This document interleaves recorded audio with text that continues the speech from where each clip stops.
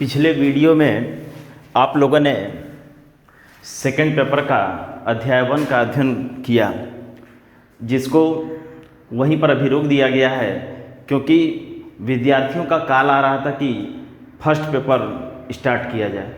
इसलिए आज हम फिजिक्स में फर्स्ट पेपर में अध्याय 1 का पार्ट 1 स्टार्ट करते हैं, जिसका नाम है अध्याय 1 चैप्टर 1 फर्स्ट पेपर वैद्युत आवेश तथा क्षेत्र। वैद्युत आवेश तथा क्षेत्र, इलेक्ट्रिक चार्ज एंड फील्ड्स। सबसे पहले हम इसमें देखेंगे कि वैद्युत आवेश क्या है।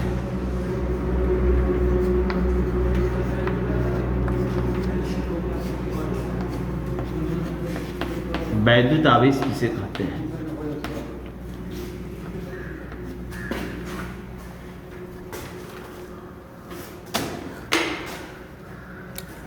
यदि हम कंघी को बालू से रगड़ते हैं और उस कंघी को भूसे के छोटे छोटे तिनके के पास ले जाते हैं तो वह तिनका कंघी से चिपक जाता है, और जब कंघी को कागज़ के छोटे छोटे टुकड़ों के पास ले जाते हैं तो वह कागज़ के टुकड़े कंघी से चिपक जाते हैं।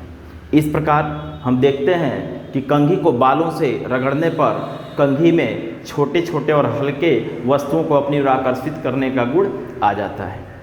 इसके विपरीत यदि बालों के समीप कागज़ के इन छोटे छोटे टुकड़ों को लेकर जाएं या भूसे के तिनके को लेकर जाते हैं तो वे बालों से चिपक जाते हैं।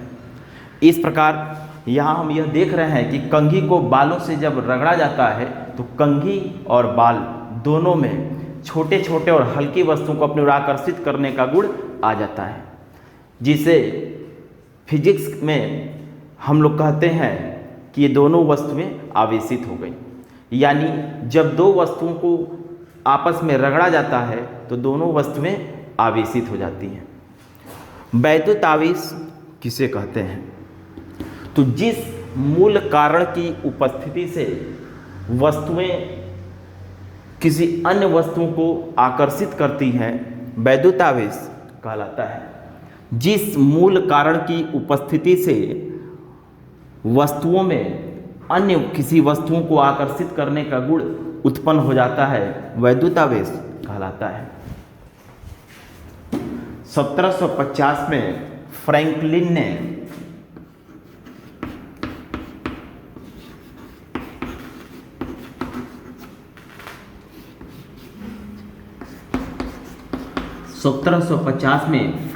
ने वैद्युत आवेशों को दो भागों में वर्गीकृत किया, धन आवेश और ऋण आवेश।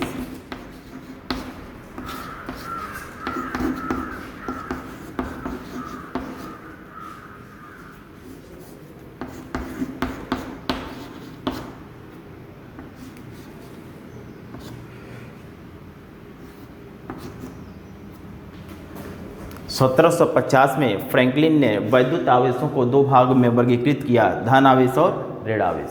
जब दो वस्तुओं को आपस में रगड़ा जाता है तो वे दोनों वस्तुएं आवेशित हो जाती हैं। इनमें से एक को धनावेशित कहा जाता है और दूसरे को ऋणावेशित कहा जाता है। जैसे केमिस्ट्री में हम लोगों ने देखा कि परमाणु में 3 मूल कण होते हैं, इलेक्ट्रॉन, प्रोटॉन और न्यूट्रॉन। इलेक्ट्रॉन ऋणावेशित होता है और प्रोटॉन धनावेशित होता है। न्यूट्रॉन पर कोई आवेश नहीं होता है। तो आवेश दो प्रकार का होता है, धनावेश और ऋणावेश।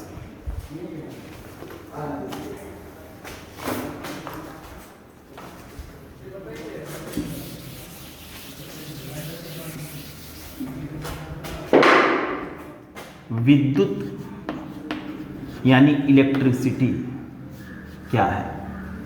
इसके अंतर्गत बैटरी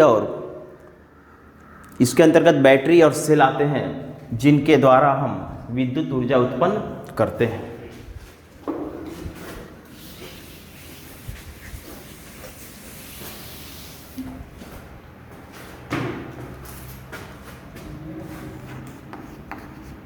अब हम देखते हैं कूलाम का नियम।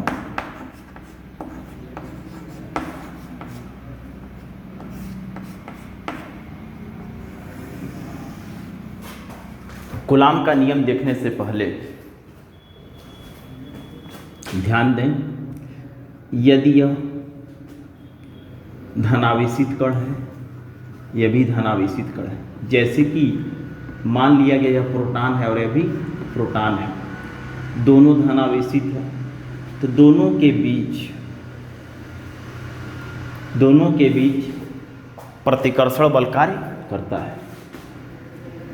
या एक इलेक्ट्रॉन है और दूसरा भी इलेक्ट्रॉन है, यानी दोनों ऋणावेशित कण है, तो इन दोनों के बीच भी प्रतिकर्षण बल कार्य करता है। एक धनावेशित कण है जैसे कि प्रोटॉन और दूसरा ऋणावेशित कण है जैसे कि इलेक्ट्रॉन, तो इनके बीच आकर्षण बल कार्य करता है।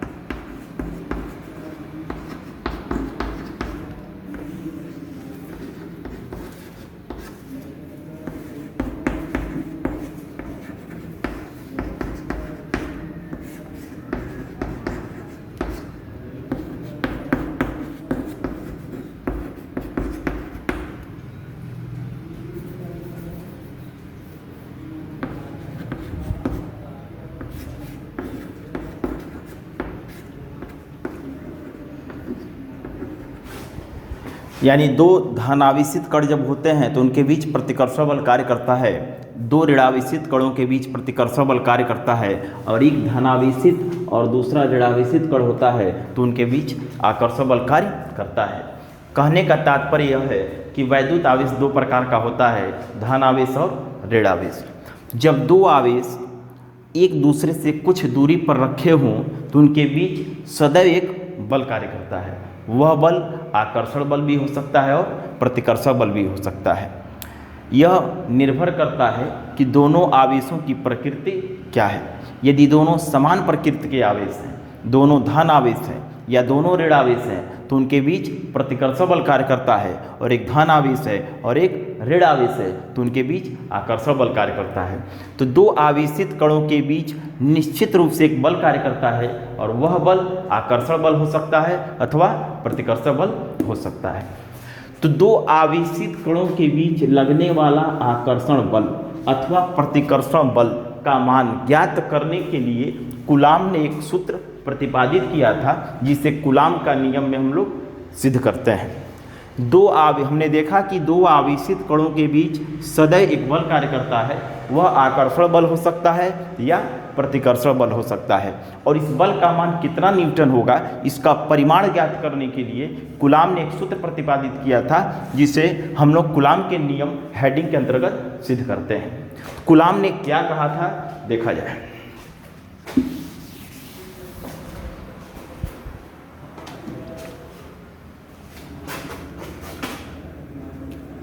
माना दो स्थिर बिंदु आवेश Q1 और Q2 है, जिनके बीच की दूरी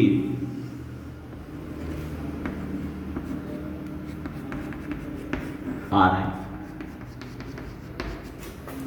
बिंदु आवेश क्या है?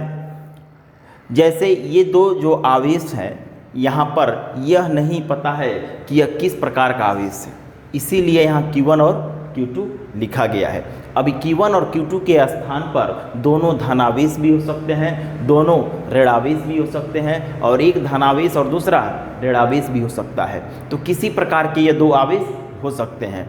तो यहाँ पर दो आवेशित कण हैं जिनके बीच की दूरी स्मॉल r है। बिंदु आवेश इसलिए कहा गया है क्योंकि जैसे कि इलेक्ट्रॉन और प्रोटॉन आवेशित कण होते हैं और इनका जो द्रव्यमान होता है बहुत ही कम होता है, इसलिए बहुत ही सूक्ष्म होने के कारण हम बिंदु आवेश का नाम से संबोधित करते हैं। तो यह दो स्थिर बिंदु आवेश Q1 और Q2 है जो एक दूसरे से r दूरी पर रखे हैं।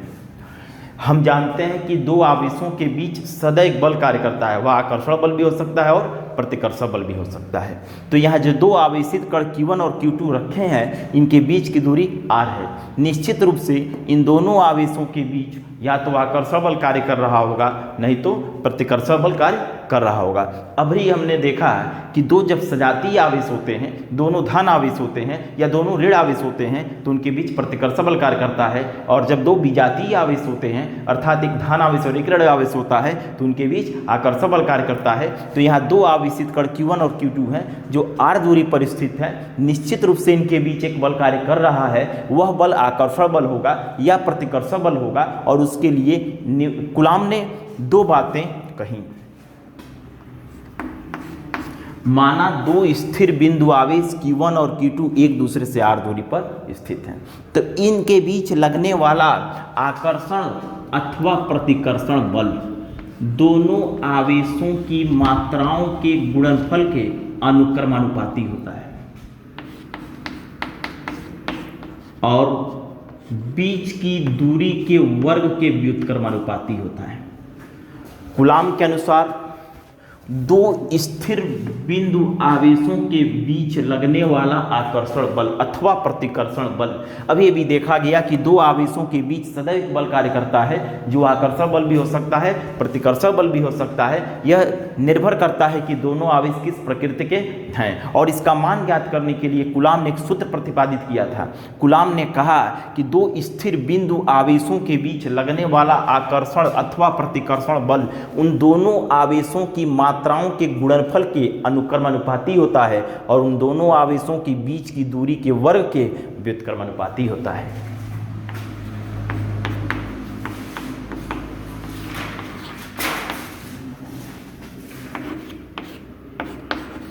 दोनों को मिलाने पर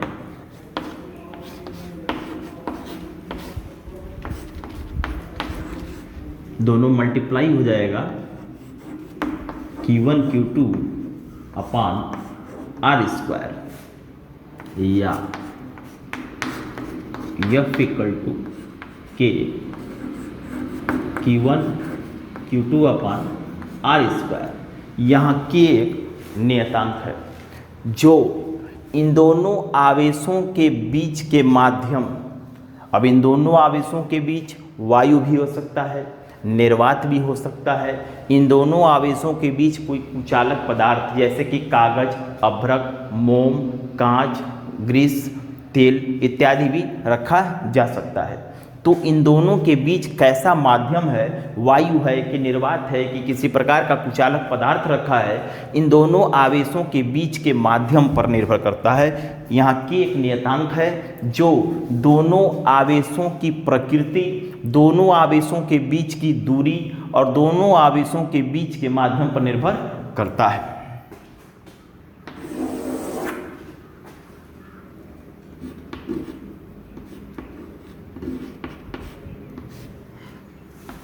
कि यहाँ के स्थान पर 1/4πε0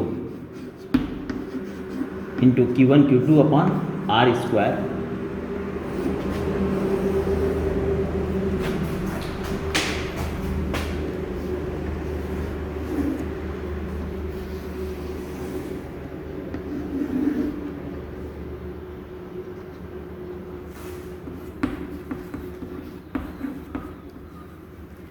यहाँ के स्थान, यहाँ के एक नियतांक है जिसका मान दोनों आवेशों के बीच की दूरी, दोनों आवेशों की प्रकृति और दोनों आवेशों के बीच के माध्यम पर निर्भर करता है। की के स्थान पर 1/4πε0 लिखा जा सकता है। ये जो आप देख रहे हैं इसको एप्सिलॉन 0 पढ़ा जाता है। ये जो सिंबल आप देख रहे हैं इसको एप्सिलॉन 0 पढ़ा जाता है और इसे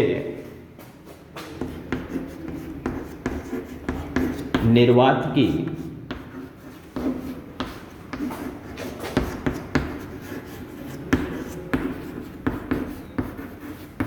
वैद्युतशीलता और इसे निर्वात की वैद्युतशीलता कहते हैं। इसका मान 8.85 गुणे 10⁻⁻12 न्यूटन प्रति कूलाम स्क्वायर इंटू मीटर होता है।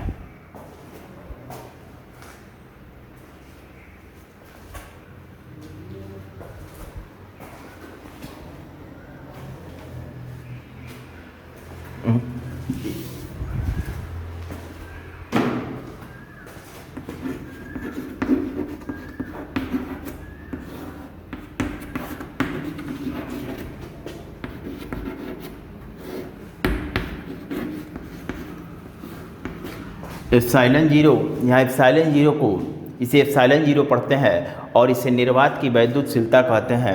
एप्सिलॉन जीरो का मान 8.85 गुणे 10⁻12 कूलाम प्रति न्यूटन इंटू मीटर स्क्वायर होता है। इस वीडियो में लास्ट में हम लोग सिद्ध करेंगे कि एप्सिलॉन जीरो का मान 8.85 गुणे 10⁻12 होता है।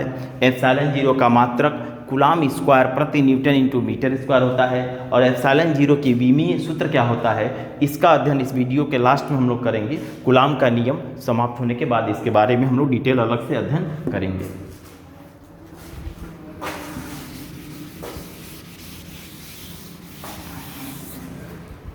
यह फार्मूला तब के लिए है जब दोनों स्थिर बिंदु आवेशों के बीच में वायु है अथवा निर्वात है।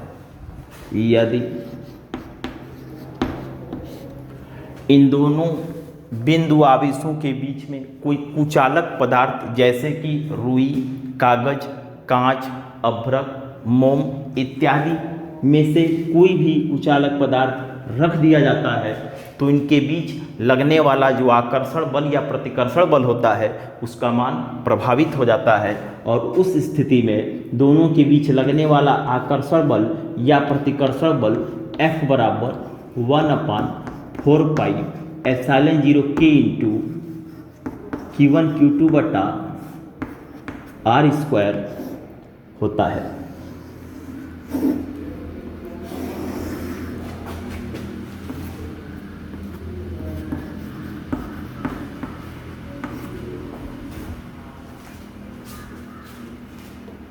यहाँ K को परावैद्युतांक कहते हैं।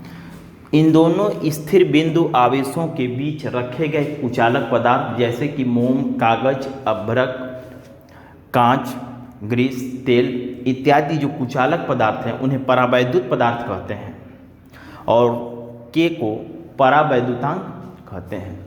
परावैद्युतांक K का मान सभी पदार्थों के लिए 1 से अधिक होता है।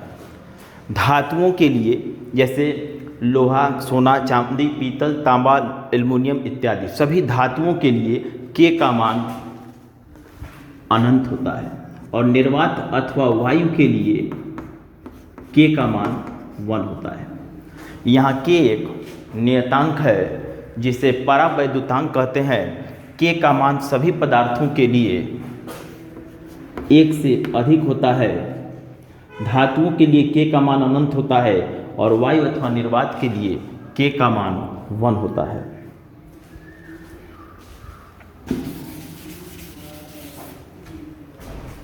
इस सूत्र का तीसरा रूप है F इक्वल टू 9 गुणे 10⁻9 into Q1 Q2 upon R square.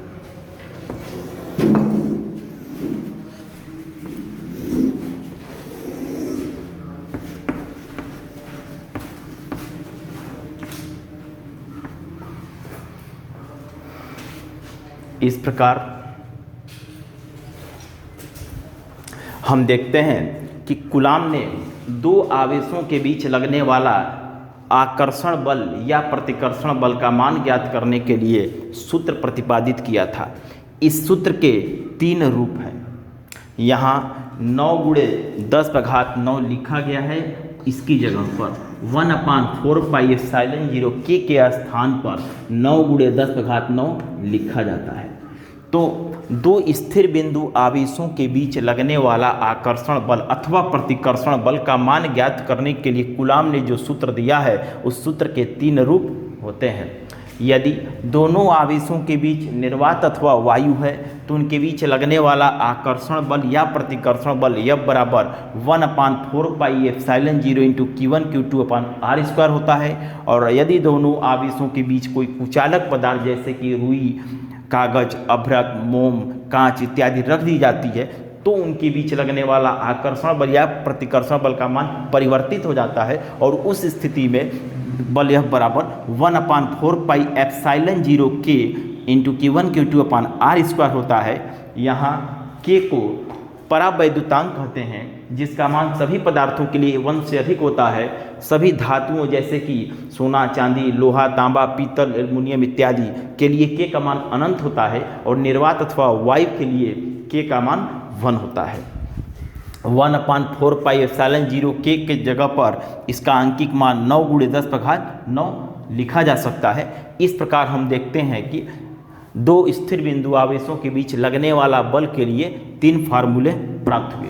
तो यहाँ 2 बातें हैं, कूलाम का नियम क्या है और कूलाम का सूत्र क्या है। तो पहले ध्यान दें कूलाम का नियम क्या है। कूलाम का नियम क्या है, तो दो स्थिर बिंदु आवेशों के बीच लगने वाला आकर्षण बल या प्रतिकर्षण बल दोनों आवेशों की मात्राओं के गुणनफल के समानुपाती होता है और दोनों आवेशों के बीच की दूरी के वर्ग के व्युत्क्रमानुपाती होता है। यही कूलाम का नियम है। कूलाम का फार्मूला क्या है, तो दो स्थिर बिंदु आवेशों के बीच लगने वाला आकर्षण बल या प्रतिकर्षण बल F बराबर 1/4πε0 K इंटू Q1Q2/r² होता है, जिसका हम आंकिक प्रश्नों में F बराबर 9 × 10⁹ इंटू Q1Q2/r² का प्रयोग करते हैं। थ्योरी वाले क्वेश्चन में इस सूत्र का प्रयोग करते हैं, न्यूमेरिकल में इस सूत्र का प्रयोग करते हैं, और अगर दोनों आवेशों के बीच वायु अथवा निर्वात है तो उनके बीच लगने वाला आकर्षण अथवा प्रतिकर्षण बल का मान ज्ञात करने के लिए इस सूत्र का प्रयोग करते हैं।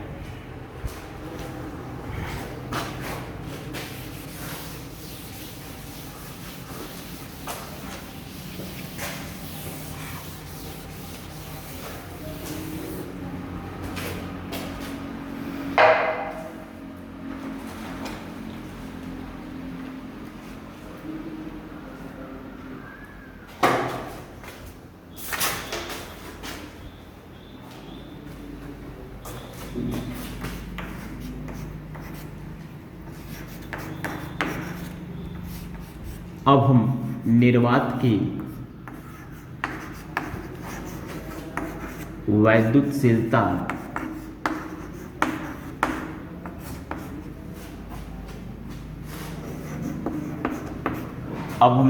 निर्वात की वैद्युतशीलता का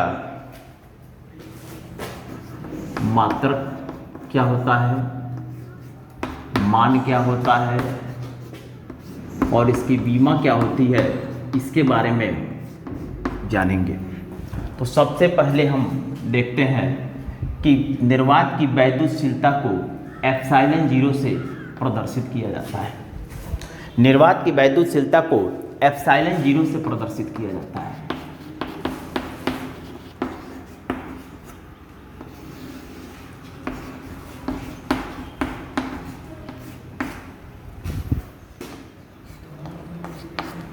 इसका मात्रक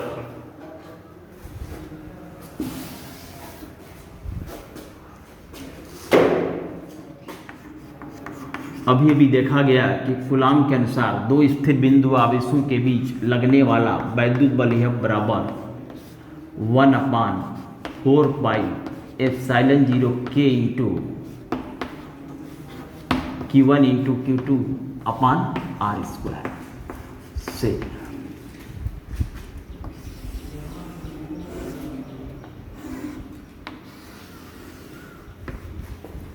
ε0 को यहाँ ले आएंगे, F को यहाँ कर देंगे पक्षांतर करके, तो ε0 बराबर 1/4π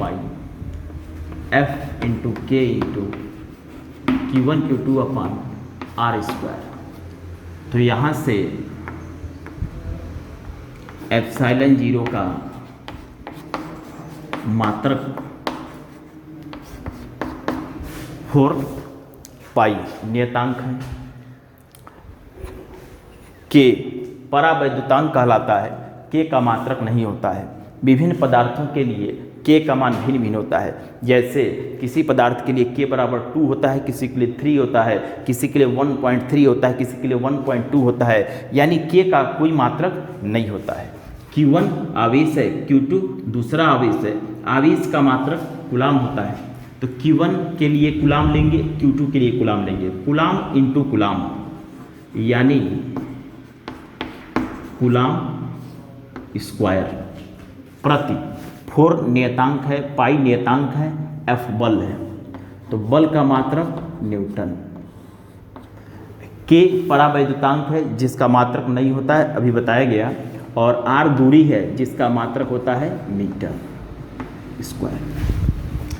Q1 Q2 यानी कूलाम इंटू कूलाम, तो कूलाम स्क्वायर प्रति। 4 पाई नियतांक है, K परावैद्युतांक है जिसका मात्रक नहीं होता है, F बचा है जिसके लिए न्यूटन का प्रयोग किया जाएगा मात्रक, और R दूरी है तो मीटर स्क्वायर। यानी एप्सिलॉन 0 निर्वात की वैद्युतशीलता एप्सिलॉन 0 का मात्रक कूलाम प्रति न्यूटन इंटू मीटर स्क्वायर होता है। अब हम एप्सिलॉन 0 का मान देखते हैं, जो कि अभी आपने देखा एप्सिलॉन 0 बराबर 8.85 गुणे 10⁻12 कूलाम स्क्वायर प्रति न्यूटन इंटू मीटर स्क्वायर, जिसे हम सिद्ध करते हैं।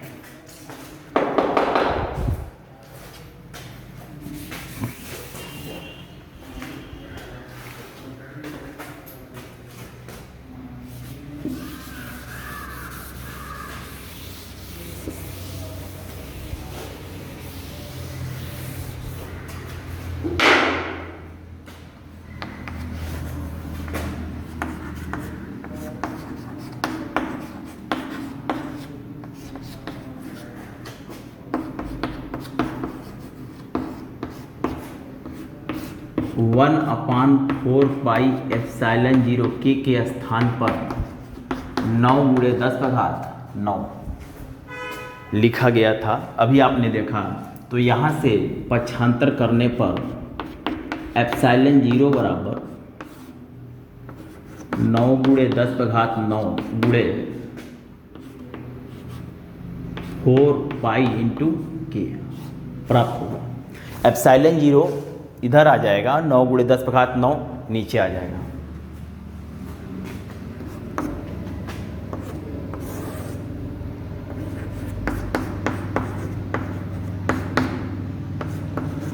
पाई का मान 3.14। यदि दोनों स्थिर बिंदु आवेशों के बीच वायु अथवा निर्वात है तो के बराबर 1 होगा। निर्वात मान करके, वायु अथवा निर्वात मान करके हम एप्सिलॉन 0 का मान ज्ञात करते हैं। 9 चौको 36,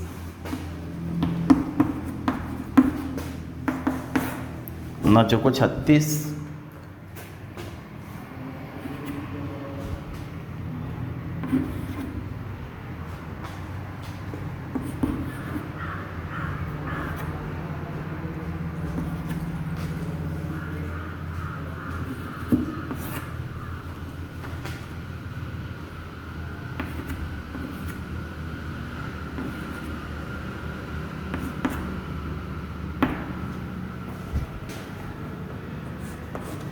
एक 113.24 गुणे 10⁻9।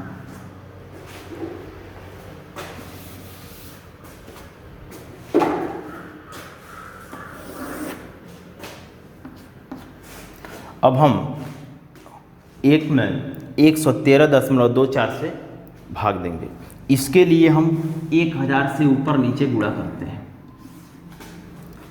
1000 से ऊपर नीचे गुणा करते हैं।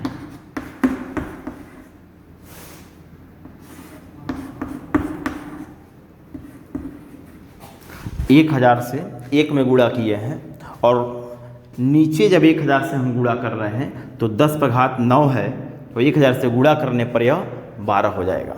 9 और 3 12, क्योंकि 1000 को 10⁻3 लिख सकते हैं, और 9 3 12 हो जाएगा नीचे 1000 से गुणा करने पर। अब 1000 में 113.24 से भाग देते हैं तो 8.85 आता है भाग देने पर, और यह 10 का घात ऋण 12 हो जाएगा, ऊपर जा कर के 10 का घात ऋण 12 हो जाएगा, घात का चिन्ह बदल जाएगा।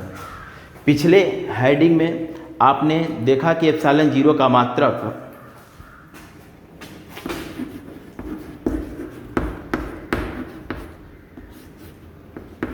कूलम्ब स्क्वायर प्रति न्यूटन इंटू मीटर स्क्वायर सिद्ध हुआ था। इस प्रकार हम देखते हैं कि एप्सिलॉन 0 का मान 8.85 इंटू 10⁻⁻12 कूलम्ब स्क्वायर प्रति न्यूटन इंटू मीटर स्क्वायर होता है। अब देखते हैं निर्वात की विद्युतशीलता एप्सिलॉन 0 की बीमा क्या होती है।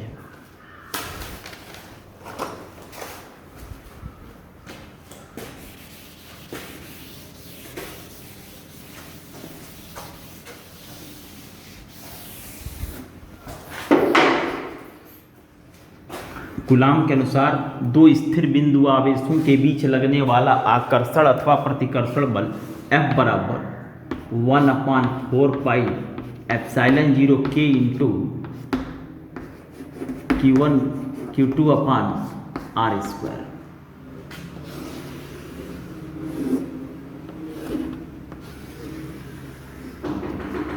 तो एप्सिलॉन 0 को पक्षांतर करके यहाँ ले आते हैं, F को यहाँ कर देते हैं, तो हमें एप्सिलॉन 0 बराबर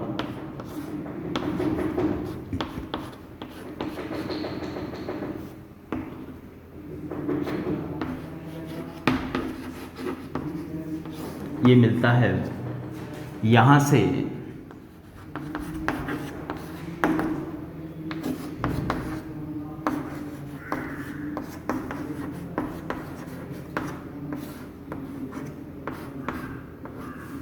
आप लोगों ने फर्स्ट ईयर में देखा कि आवेश को Q से प्रदर्शित करते हैं, और फर्स्ट ईयर में आप लोगों ने देखा था कि आवेश को Q से प्रदर्शित करते हैं।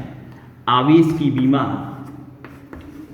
AT होती है, फर्स्ट ईयर में आप लोगों ने पढ़ा है। तो यहाँ पर Q1 आवेश है, पहला आवेश है, इसका बीमा AT होगा।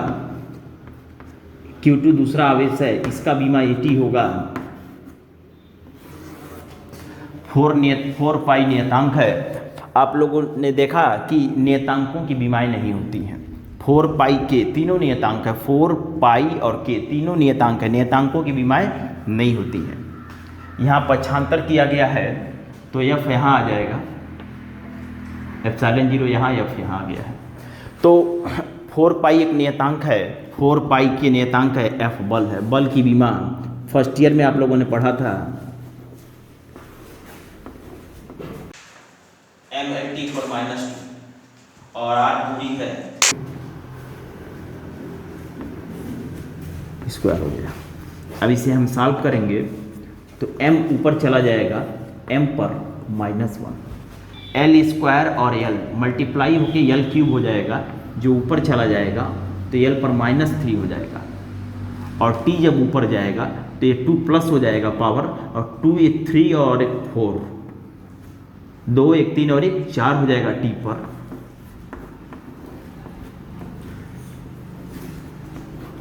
और A का मल्टीप्लाई होगा, A स्क्वायर हो जाएगा।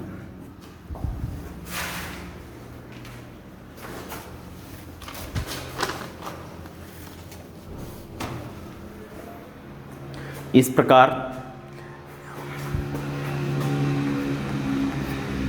प्रकार एप्सिलॉन 0 की बीमा m पर -1, L पर -3, T⁴ A स्क्वायर होता है।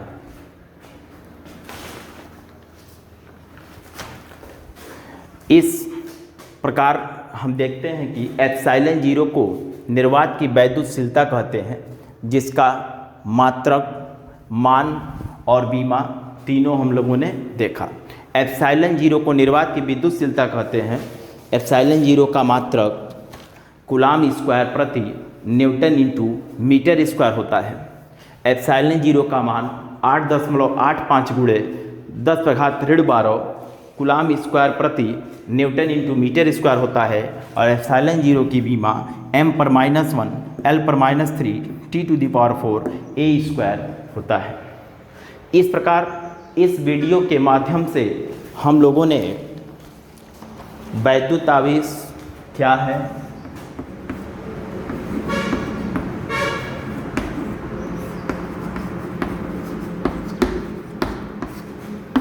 वैद्युत आवेश कितने प्रकार का होता है, वैद्युत से क्या तात्पर्य है, कूलाम का क्या नियम है,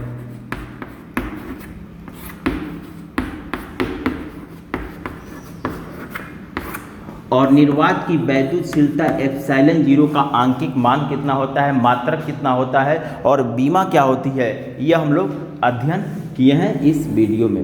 इस वीडियो को शुरू से अंत तक ध्यान से सभी विद्यार्थी देखें। एक बार सारांश के तौर पर देखा जाए तो थोड़ा रिवीजन करते हैं। जब दो वस्तुओं को आपस में रगड़ी जाती हैं तो दोनों वस्तुएं आवेशित हो जाती हैं। आवेशित हो जाती हैं का तात्पर्य यह है कि उनमें हल्की और छोटी छोटी वस्तुओं को आकर्षित करने का गुण उत्पन्न हो जाता है। जैसे कि हम देखें कि बालों में जब कंघी को रगड़ा जाता है तो कंघी में भी और इन बालों में भी हल्की और छोटी छोटी वस्तुओं को आकर्षित करने का गुण आ जाता है, अर्थात ये दोनों कंघी और बाल दोनों आवेशित हो जाती हैं। तो जिस मूल कारण की उपस्थिति से वस्तुओं में किसी अन्य वस्तु को आकर्षित करने का गुण उत्पन्न हो जाता है वैद्युत आवेश कहलाता है। फ्रैंकलिन ने वैद्युत आवेशों को दो भागों में विभाजित किया, धन आवेश और ऋण आवेश। उदाहरण यदि देखा जाए तो इलेक्ट्रॉन ऋण आवेश होता है और प्रोटॉन धन आवेश होता है। कूलाम ने कहा था कि दो आवेशों के बीच सदैव एक बल कार्य करता है और वह बल आकर्षण बल हो सकता है अथवा प्रतिकर्षण बल हो सकता है। दो आवेशों के बीच सदैव एक बल कार्य करता है, वह आकर्षण बल भी हो सकता है, प्रतिकर्षण बल भी हो सकता है। और इस बल का परिमाण ज्ञात करने के लिए कूलाम ने एक सूत्र प्रतिपादित किया था। कूलाम का कहना था कि दो आवेशों के बीच लगने वाला आकर्षण बल या प्रतिकर्षण बल उन दोनों आवेशों की मात्राओं के गुणनफल के अनुक्रमानुपाती होता है और दोनों के बीच की दूरी के व्युत्क्रमानुपाती होता है। और कूलाम ने सिद्ध किया कि दोनों आवेशों के बीच लगने वाला आकर्षण अथवा प्रतिकर्षण बल F बराबर 1/4 pi epsilon 0 K into Q1 Q2 अपान R स्क्वायर, जिसका सेकेंड रूप है F बराबर 9 × 10⁹ इंटू Q1 Q2 अपान R स्क्वायर, जहाँ इसे एप्सिलॉन 0 कहते हैं, जिसे निर्वात की वैद्युतशीलता कहते हैं, जिसका मात्रक मान और आंकिक बीमा आप लोगों ने देखा। अब इसके आगे हम लोग वीडियो पार्ट 2 में देखेंगे। आप लोग चैनल को सब्सक्राइब कर लें, बेल आइकन को दबा दें और अधिक से अधिक शेयर करें ताकि आप लोगों को आने वाले अन्य वीडियो समय से मिलते रहें। धन्यवाद।